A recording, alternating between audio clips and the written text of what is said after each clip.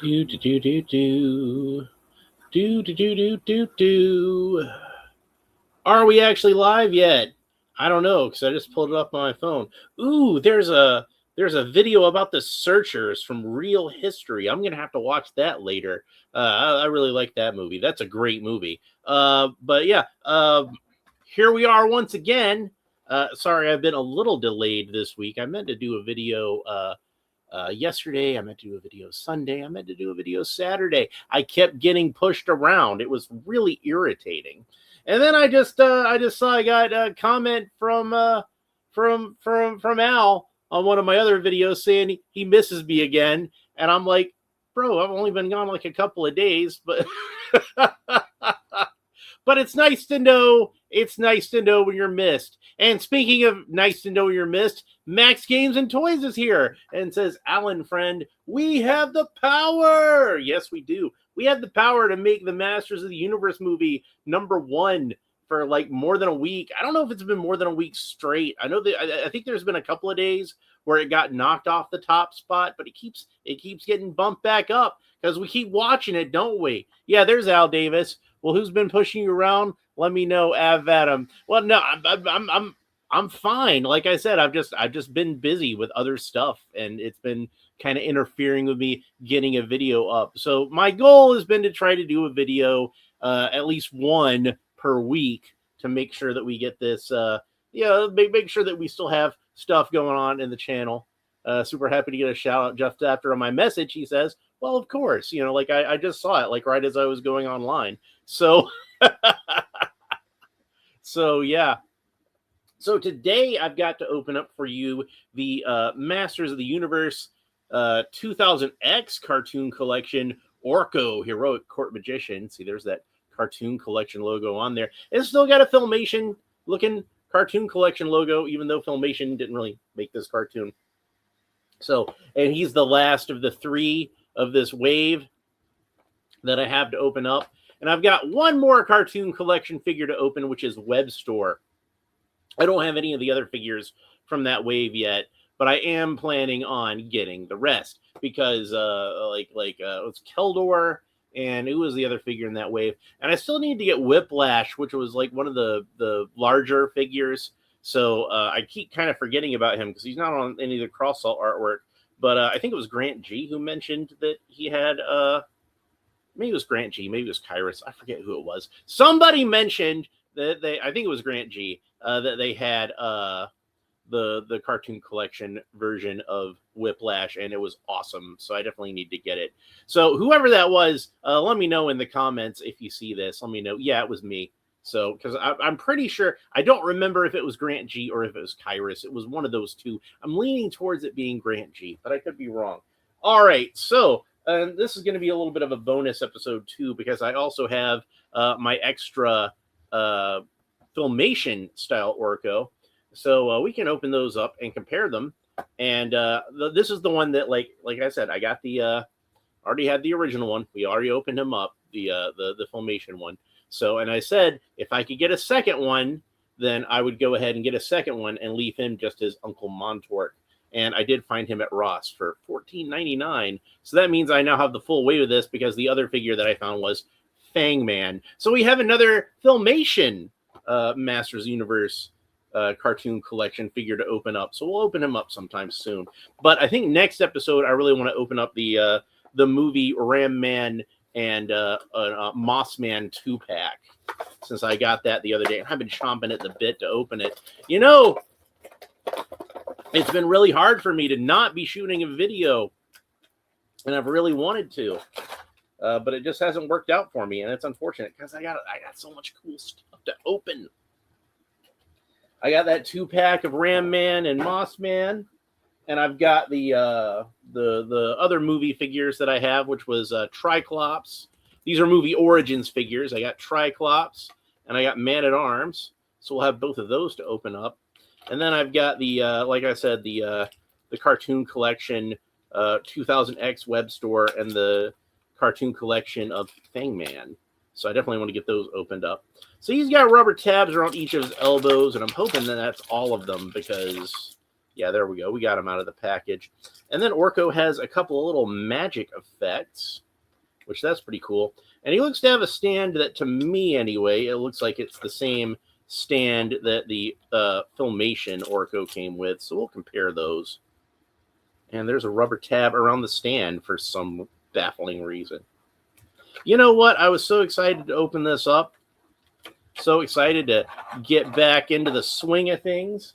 I forgot to even look at this package. So let's have a look at this package. And I did really want to talk about the artwork on the back here, which I really like, because it's the origin of Orko, basically, with him rescuing Prince Adam and little baby Kitty Cringer, rescuing them in the swamp.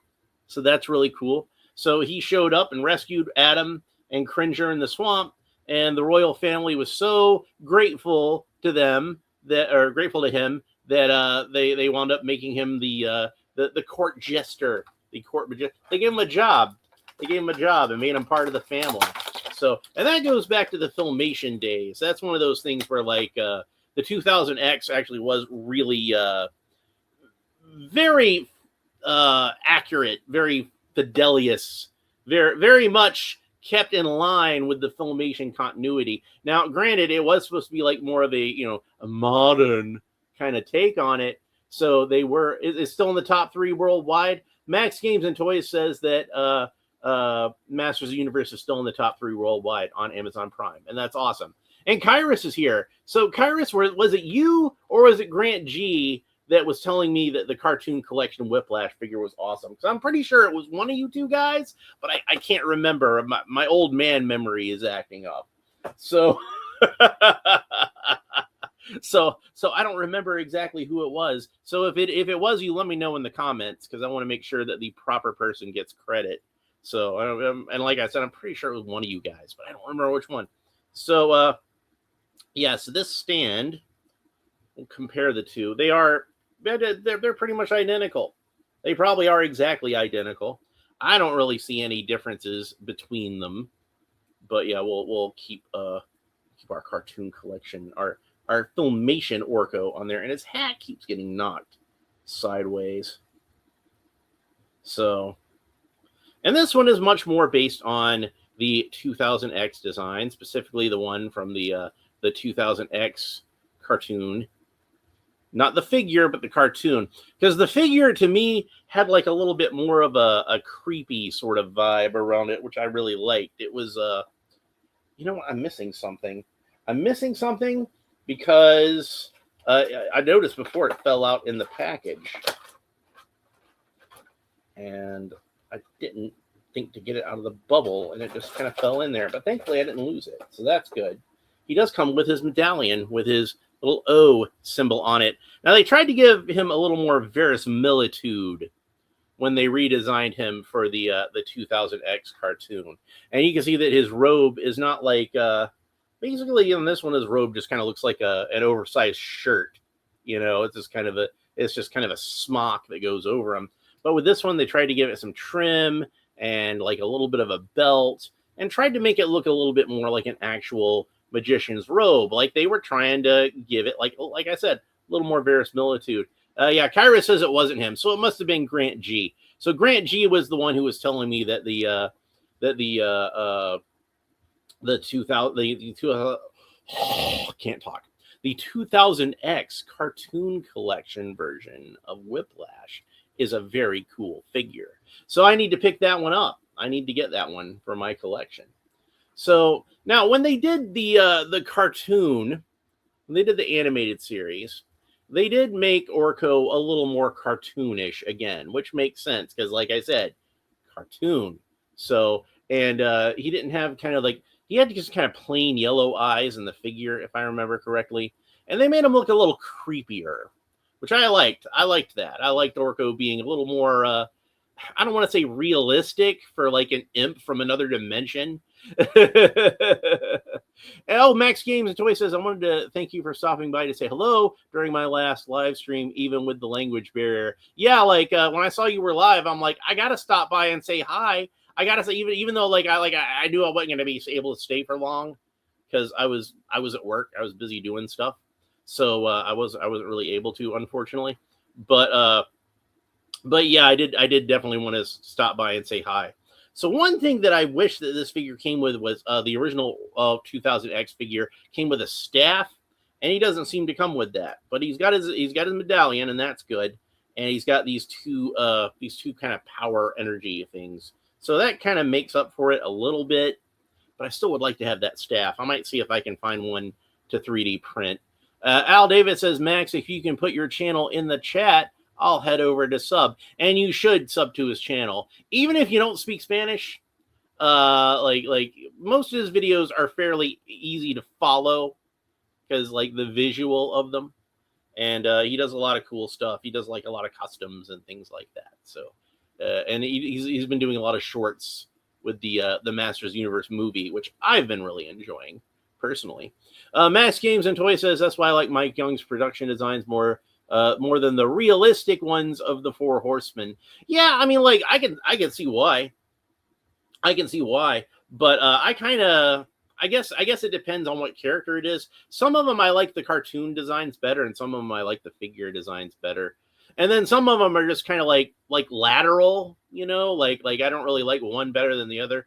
I think I like history with McFarlane. I call their figures the Motu Spawns. I can see that they are like with that sort of detail that McFarlane figures even then were known for, and I really liked that. But I kind of felt like there was like a little bit more of like an anime kind of flavor to them, like with the exaggeration of the the anatomy and everything. They feel very anime, like you see with the giant sword and everything.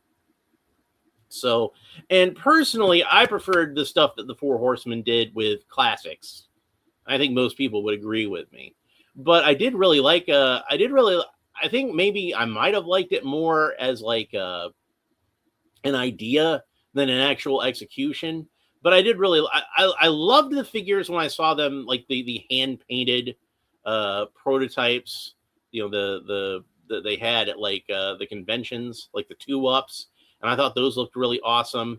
And maybe a little bit got lost in the translation when the figures were actually made, but I still thought they were good, solid figures. And then Al Davis says, or chicken, Pollo Loco. Yeah, says chicken. That's Pollo Loco. Poco. I see. Yeah, I do love me some Pollo Loco. That's delicious. Like there's a restaurant up here called Pollo Campero that does South American style fried chicken. Delicious. I love that stuff. So, and oh yeah, Maxime's Toy says that most of his YouTube shorts are in English. He does want to point that out. And that's true. I neglected to mention that. But a lot of his longer videos, they'll be in Spanish. But like I said, they're mostly kind of visual, so you can still follow along with them really well, even if you don't speak Spanish. And if you do speak Spanish, well then, perfect. You don't have any problem at all.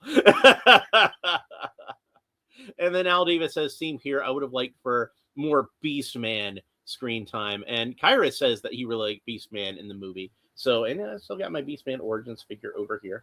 So we'll go ahead and have a look at him real quick. Just real quick, show he's over here. So, yeah, like I think maybe my biggest movie with the Masters of the Universe my biggest problem with the Masters of the Universe movie, because I can't actually talk, is that there were a lot of things that I wanted more of.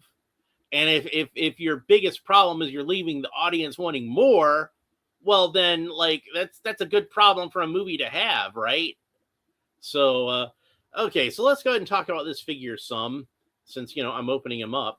So he's got the hat is removable, and it attaches in with a ball joint. I believe that's the same way that it attaches in on the Filmation figure. And I wonder how well we can swap around their hats. And the big problem with that, though, is that Filmation Orko is a little more of a darker blue than 2000X Orko. But there's what he looks like with the classic Orko hat. And maybe if we put the 2000X Orko hat on maybe we can fit that onto the Filmation version. I think it's a little too small to really fit on his head. But there he is with that hat.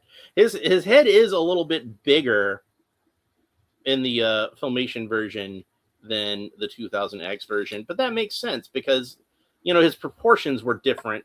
Like with He-Man, Orko's proportions were a little more lanky, in the 2000X version. And damned if I didn't. When I popped his head off, it fell on the floor. So now I have to try to find his hat or his head. So we can't have an Orko with no head. That just wouldn't be right. But it fell. It was difficult to get it out of that hat.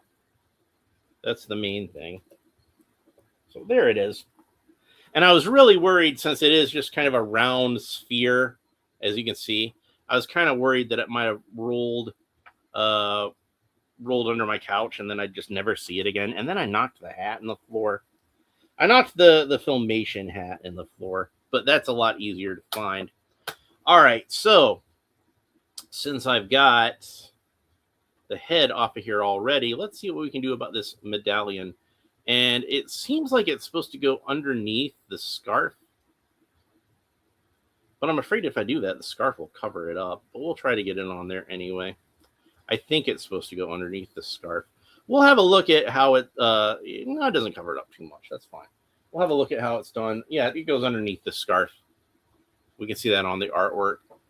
Max Games and Toys says Mattel surpassed classics with its 2000X line by creating exclusive molds like Beastman, Ram Man, and Roboto that completely respect the cartoon's aesthetic without reusing anything from any other figures. Yeah, and that is definitely one of the advantages of the 2000X line, as I think that's like the only He-Man line that's really done that, right? At least up until the movie, where, like, you know, with the movie, obviously, they had to use a lot more unique parts. Even then, the standard movie He-Man figure from the Chronicles line, it does reuse the body that we already saw on King Grayskull in Chronicles. So anyway, I think he should have just come in the package like this, and then we wouldn't have to worry about the medallion coming loose in the packaging. And I really liked the medallion. I thought that was a clever way to get the O onto him without having just him having a shirt with an O on it, which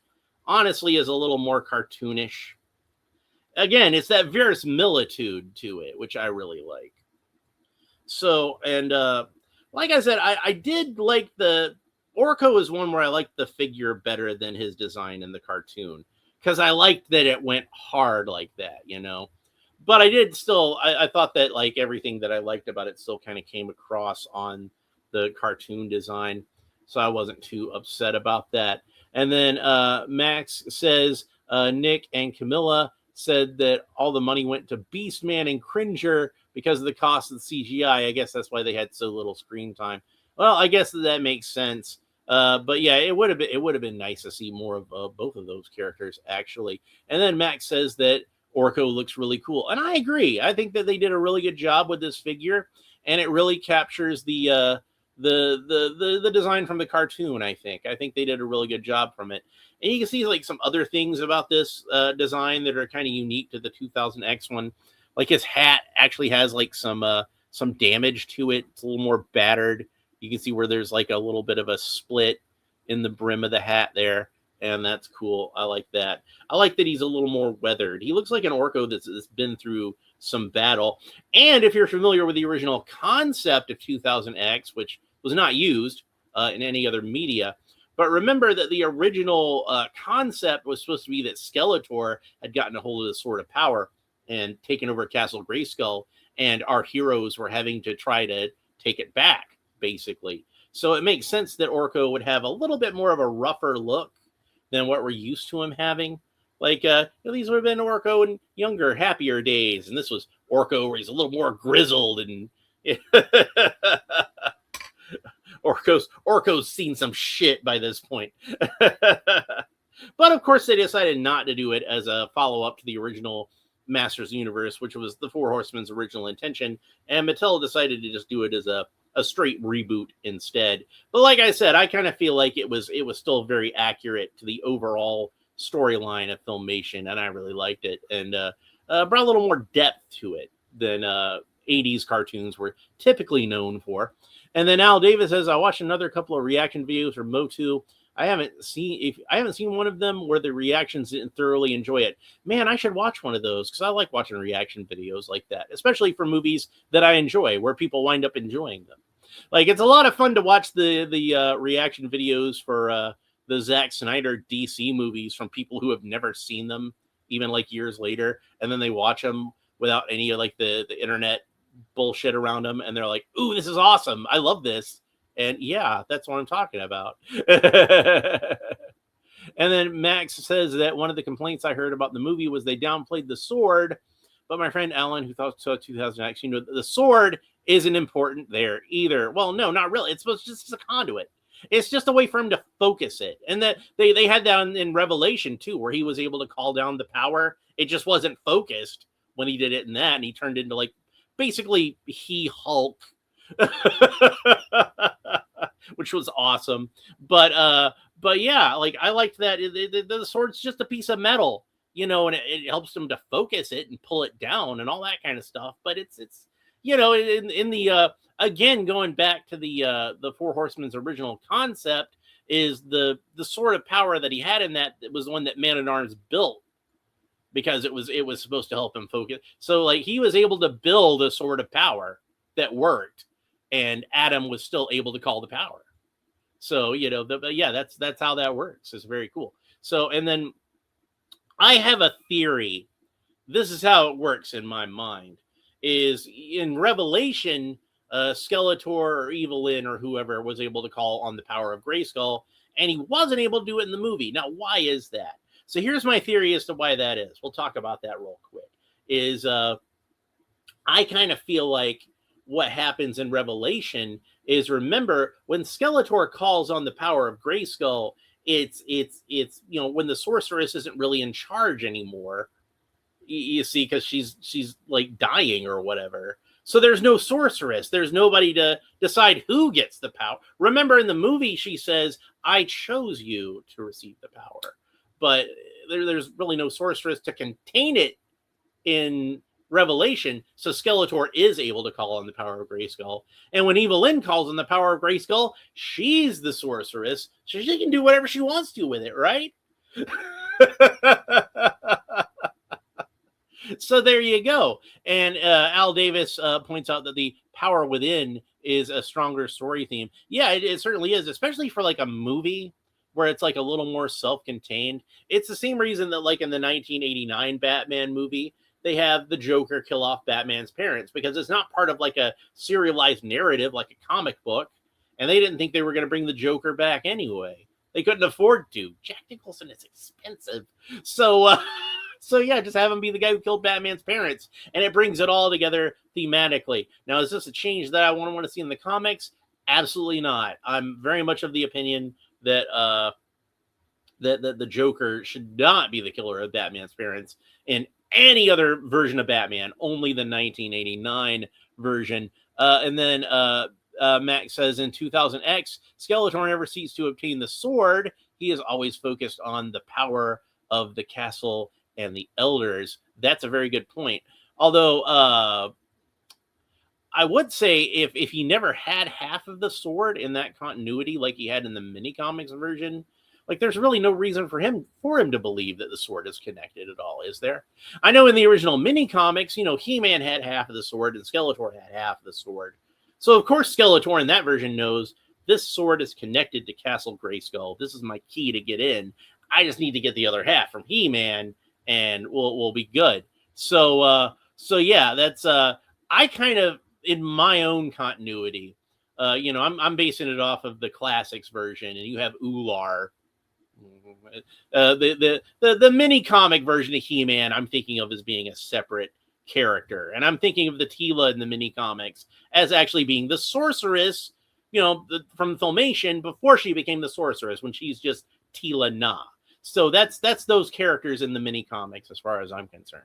So the mini comic He-Man at some point does get the Skeletor's half of the sword and manages to merge it permanently with his own half of the sword.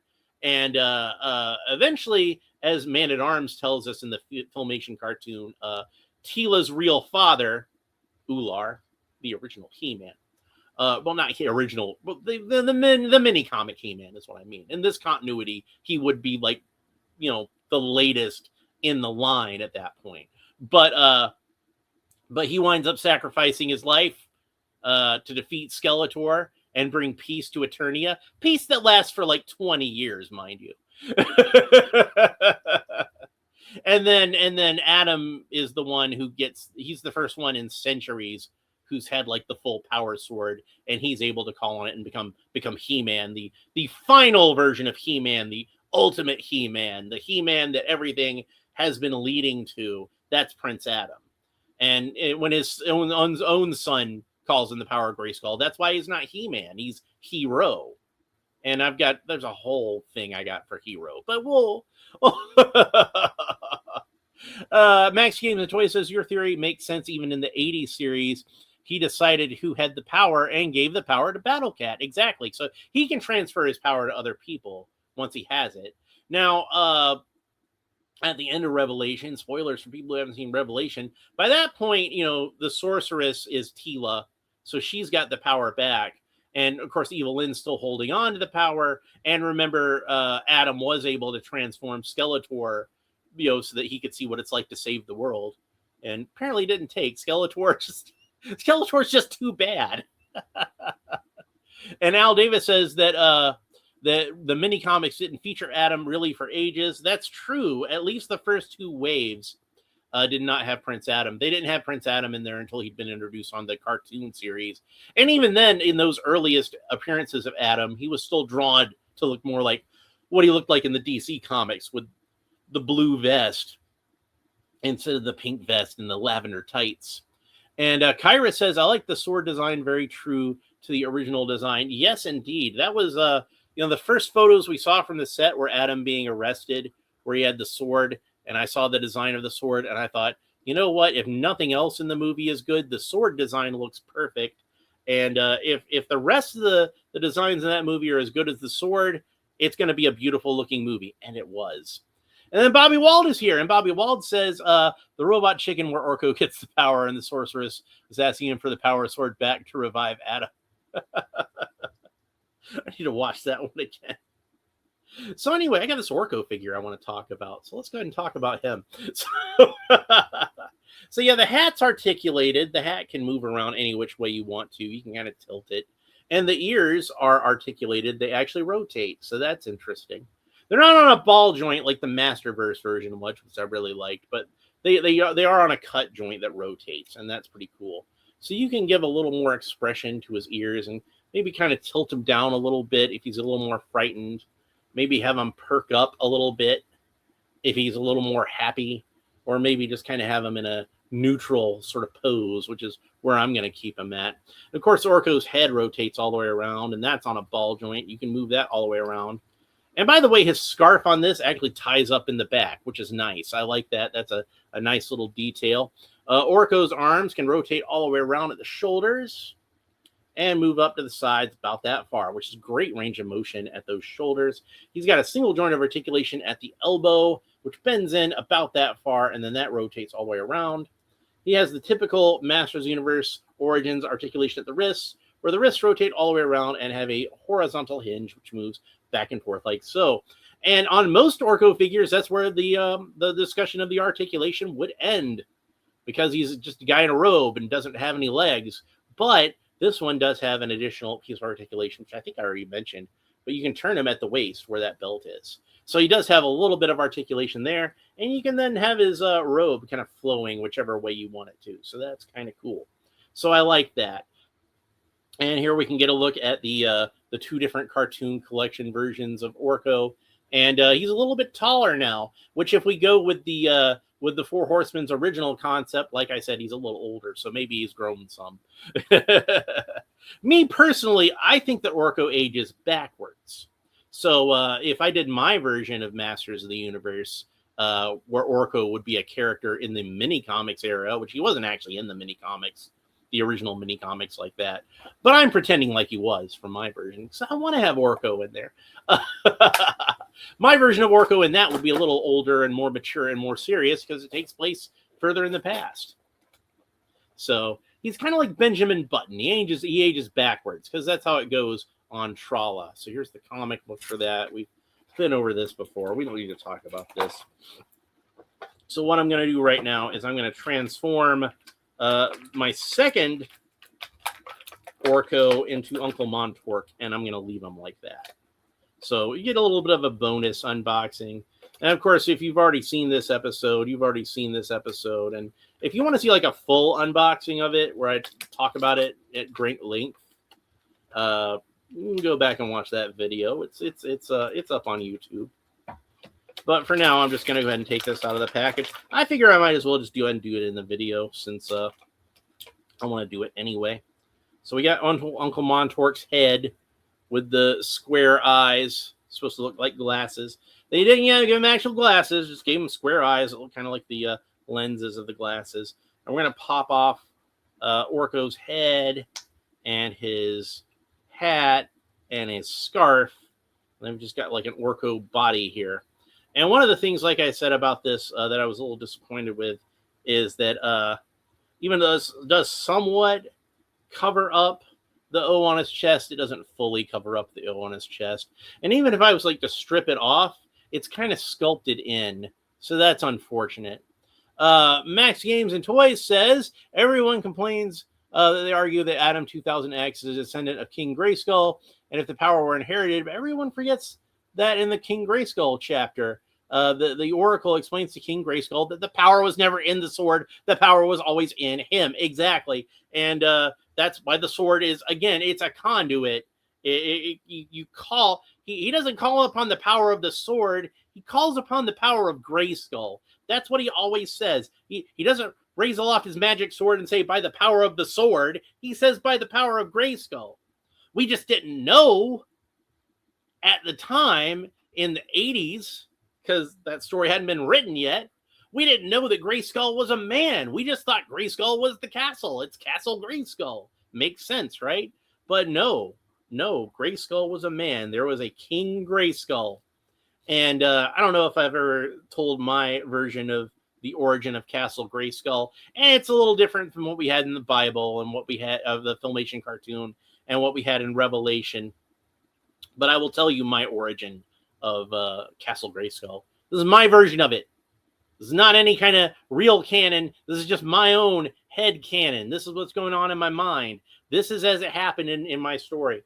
There was a creature that came through one of these dimensional rifts that opens up on Eternia and has been opening up, several of them in the centuries since the Great Wars, and this eldritch abomination comes through it. It's Cthulhu. It's if I did the official version, I wouldn't actually call it Cthulhu for legal reasons, but it's Cthulhu. So this monstrous creature comes through, this eldritch abomination, this thing that looks at us like insects, that even knowing about it should drive a man insane. But one warrior decides that he's going to stand against this thing before it can destroy the world and the entire universe. And but he knows he can't do it alone because he's just a man. So he goes to the ancient wizard hero, the person who forged the sword in the first place, and he gives this sword to King Grayskull that allows him to harness that power within. You see, the power that was always within him. And this warrior is able to use the sword and defeat this eldritch abomination, and kill it, and save the universe. And the people of Eternia are so grateful they make him king. And once the flesh of the creature is rotted away from his severed head, there's just nothing left but a big gray skull. So they build a castle for their king around this gray skull. And the king himself becomes known as King Grayskull. And, Hero had a daughter, and that was Vina. And King Grayskull marries Vina, and she becomes the first sorceress.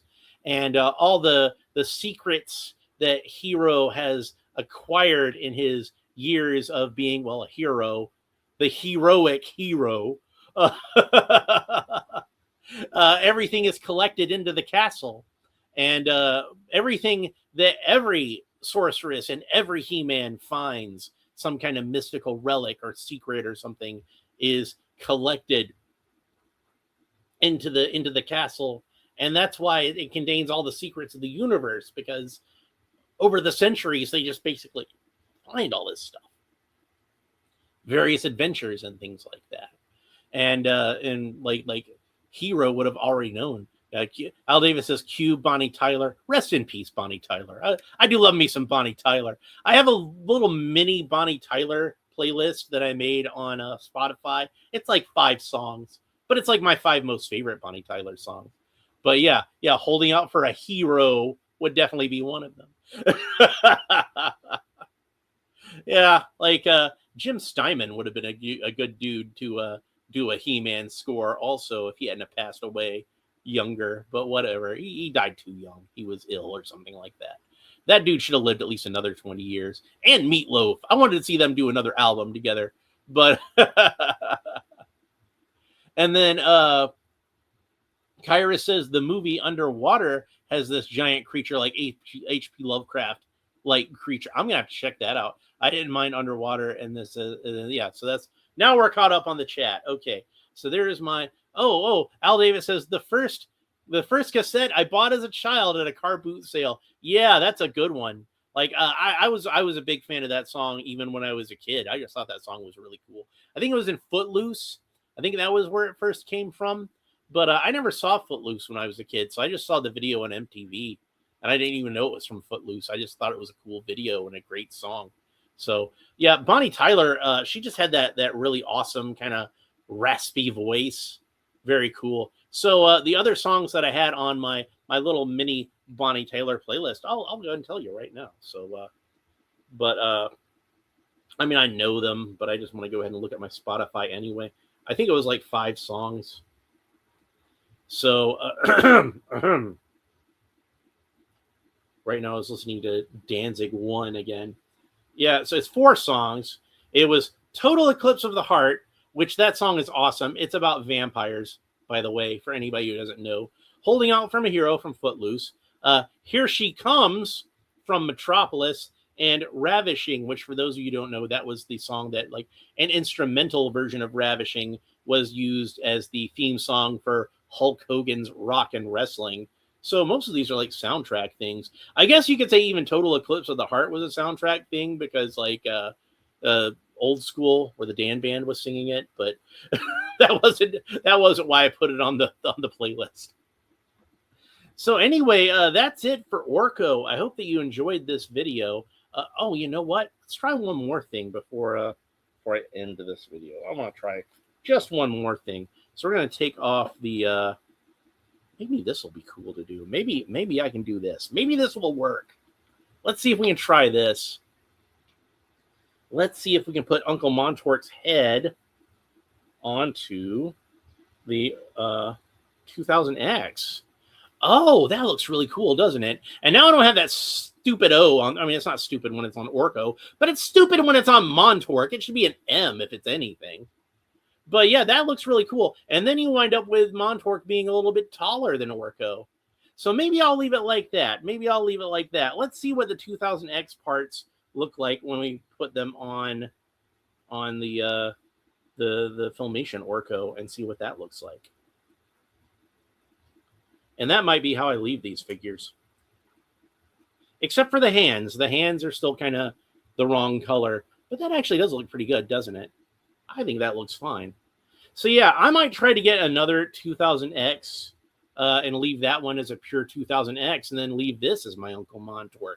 Because I actually like that a little bit better since now he doesn't have that O on his chest and he is a little taller and that looks cool. Max Games and Toy says your story is great, although you might not believe it. The writers have gone through many phases with those characters. Yeah, there's been a lot of different origins of Castle Grayskull over the years, and but that's my version of it. That's how, if you still want to do the Hall of Wisdom thing, then maybe they built the castle around the Hall of Wisdom. If you still want to keep that in there, they don't necessarily have to be mutually exclusive, but I just wasn't thinking about it at all when I came up with my origin. I was just thinking about like it being a big skull And if you look at the original Castle Grayskull, it's not a human skull; it's some kind of creature. So what is it? And that's where my thought process came from. And it's like, why is King Grayskull called King Grayskull? Why is the castle a big skull? It just all kind of clicks together. That's the best kind of storytelling, I think, was where just everything just kind of fits together and makes sense.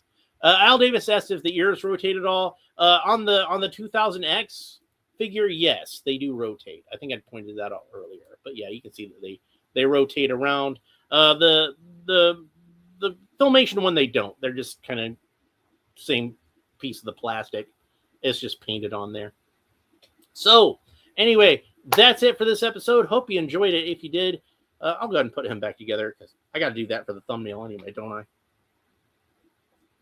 But I'm gonna get. I probably should have just done that. I wish I thought to do that in the first place.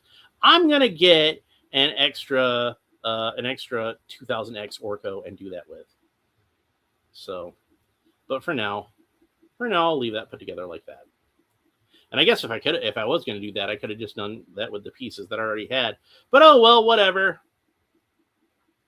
It's still fine. So we'll get Montork back together, and we'll put the 2000X Orko back together for my thumbnail, which I'm about to take. I've been playing around with like making thumbnails on Grok, so I have something that's not just a picture of the figure. And sometimes it wants to try to make it look fancier. Al Davis says your story could contain a giant kaiju snake for Snake Mountain. I think that they did that on 2000X. I think that it turned out to be like a real snake, didn't it? That was just held in some kind of stasis or something like that.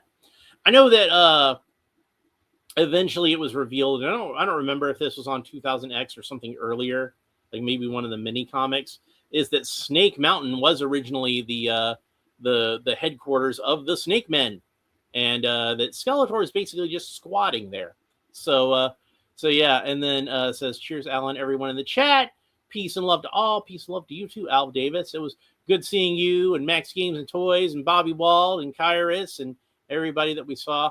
And Kyrus says the inside of Snake Mountain was great in some scenes. Yes, it was. You know, in the movie, I really liked seeing Gygor in Snake Mountain. I think I pointed to that. How they got Gygor like mounted in there. I thought that was super cool. So anyway, that's it for this episode. Hope you enjoyed it. If you did, please make sure that you like and subscribe and all the fun YouTube stuff down below. Leave a comment and let me know what you think about the 2000X version of Orko. Personally, I think this is a really cool figure. I don't know if I like it better than the Filmation version. I'm not sure which one of these that I like better.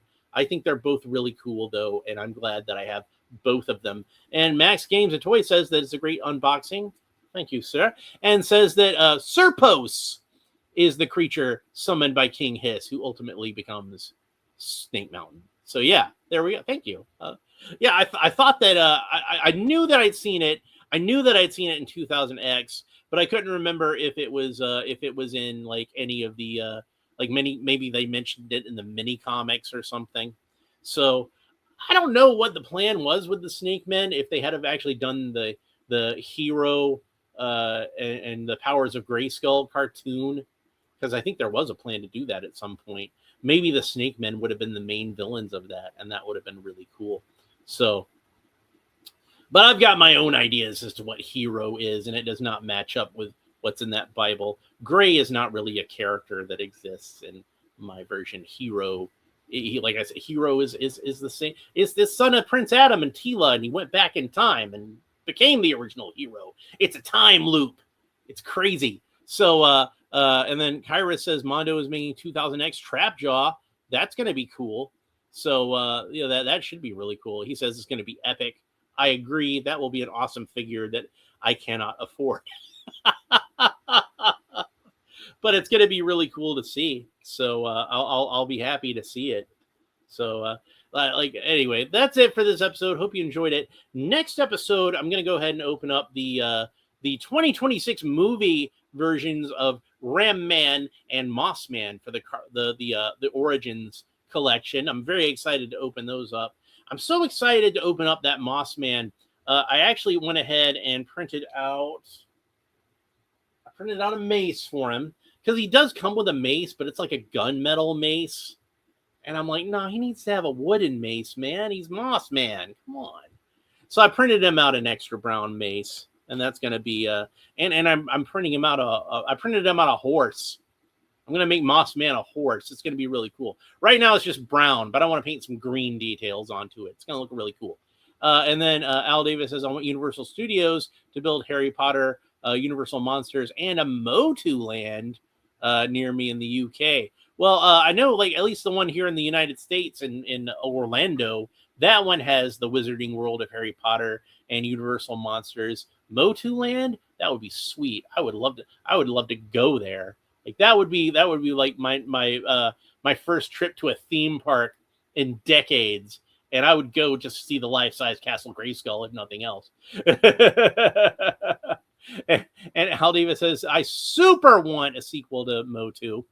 You and me both. And Max Games and Toys, I'm sure he will agree. I'm sure most people in this chat will agree, but especially Max and especially me. And then Max says in 2000X, the Snake Men were introduced in the second season because Zodak versus Snake Man episode had high ratings and money talks. Yeah, and like they finally figured, ooh, they like the Snake Men. Well, probably really it was more they like Zodak because Zodak's cool. So but yeah, like I always joke that the Snake Men are cursed because it seems like whenever the Snake Men show up, that's when the line ends. And I think that's just because they kind of just do Snake Men late in the line anyway, honestly. I don't think they really are cursed, but it's still a funny coincidence. Hey, Origins is still going strong after they introduce Snake Men into it. So maybe the curse is broken now. How about that? And then Al Davis says they have a contract for Harry Potter in the UK Universal Studios. You can stay with me if you want when you visit. Oh, that's sweet. Yeah, like so they haven't built Harry Potter there yet. Because like I said, I know they have one here in the United States, in Orlando. I know they have one there. But yeah, if they want to do a Masters of the Universe world, that would be so cool. Anyway, that's the end of this episode. Thank you all for watching. Hope you enjoyed it. We'll talk to you next time. Al Davis says he wants a gig playing young Dumbledore or a wizard. Well, I hope you get it, because that would be sweet. Anyway, that's it for this episode. Thanks for watching. We'll talk to you next time. Bye.